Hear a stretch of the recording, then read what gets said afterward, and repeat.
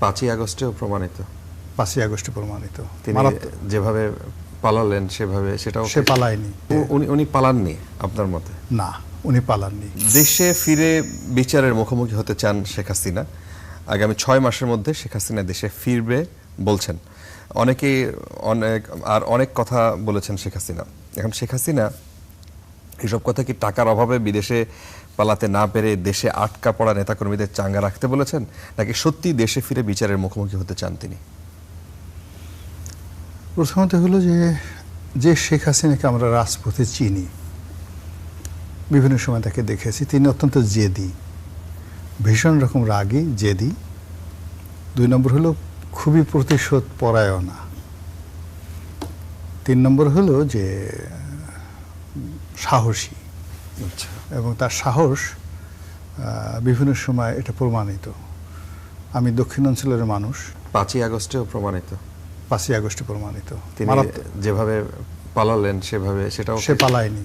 এখন ঘরেই হবে বিয়ে বাড়ির পোলাও, যদি থাকে আকিজ এসেনশিয়াল সুগন্ধি চিনি গুঁড়া চাল। আপনাকে যদি ওই জায়গায় ফেলে দেওয়া হতো, সঙ্গে সঙ্গে আপনার কিডনি নষ্ট হয়ে যেত। আপনি হেলিকপ্টার উঠতে পারতেন না। আপনাকে 10-12 জন ধরে কোলে করে হেলিকপ্টার উঠানো হতো ওই জায়গাতে। ওখানকার যে পরিস্থিতি, আপনি জীবনে এরকম ভয়ের মধ্যে পড়েছেন কিনা জানি না। 10-12টা গোকরা সাপ যদি চারিদিকে থাকে, ওই গোকরা সাপ ফোঁসফাস করতেছে, তার মধ্যে আপনি একজন পুরুষ হিসেবে আপনার যে অবস্থাটা হতো তার চেয়ে 1000 গুণ ভয়ঙ্কর অবস্থা ছিল ওই সময় হেলিকপ্টারে ওঠা। আপনার কাছে খবর আছে? উনি পালাননি আপনার মতে? না, উনি পালাননি। তাহলে উনি উনার মতো করে ওনাকে পাঠানো হয়েছে বা উনি গেছেন, দুটোর একটা। মানে ফার্স্ট থিং হলো যে পালানো কি, হোয়াট ডাজ ইট মিন পালানো? পালানো মানে কেউ দেখেনি, অথবা কেউ দেখছে দৌড়ে দৌড়ে পালাই যাচ্ছে আর সে পেছনের দিকে তাকাচ্ছে না। বাট আমরা কি দেখেছি? আমরা দেখেছি যে লক্ষ লক্ষ কোটি কোটি মানুষ লাইভ দেখছে একটা হেলিকপ্টার, সামরিক হেলিকপ্টারে তিনি উঠছেন এবং তার আশেপাশে যারা লোকজন কেউ আবেগপ্রবণ হয়ে কান্নাকাটি করছেন আর তিনি তাদেরকে সান্ত্বনা দিচ্ছেন, ডোন্ট ওয়ারি। তার হাত ছিল মুষ্টিবদ্ধ, চোখে ছিল দৃঢ়তা, কোনো ক্রোধ, কোনো ক্ষোভ, কোনো লোভ, কোনো লালসা কিচ্ছু না। একেবারে ঋজু ভঙ্গিতে তিনি দৃঢ়তার সঙ্গে হেলিকপ্টারে উঠছিলেন। এটা এত সোজা নয়। না, এটা কিভাবে দেখলেন আপনি? কোনো ক্রোধ নাই, হাত এরকম মুষ্টিবদ্ধ ছিল। তার ওই যে মানে যাকে বলা হয়, তিনি যে হেলিকপ্টার উঠেছেন, ওই দৃশ্যটা তো বারবার দেখানো হচ্ছে। ওটাকে আমি খুব স্লোলি দেখার চেষ্টা করেছি এবং আমি ফ্রিজ করে এবং জুম করে আমি মূলত একজন ক্রিমিনোলজির এক্সপার্ট বলা ঠিক হবে না, মানে ছাত্র।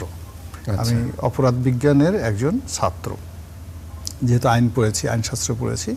তা আইনশাস্ত্রে প্রায় 40-45টা সাবজেক্ট আমাদেরকে পড়তে হয়েছে। আমি masters of law from Dhaka university. তো সেখানে ক্রিমিনোলজিটা আমি আসলে আমার যে যাকে বলা হয় ভালো লাগা থেকে পড়েছি। আচ্ছা, কিন্তু এই সংজ্ঞা কি আপনি পালানোর সংজ্ঞা বলছেন? এটা আসলে কি হলো তাহলে?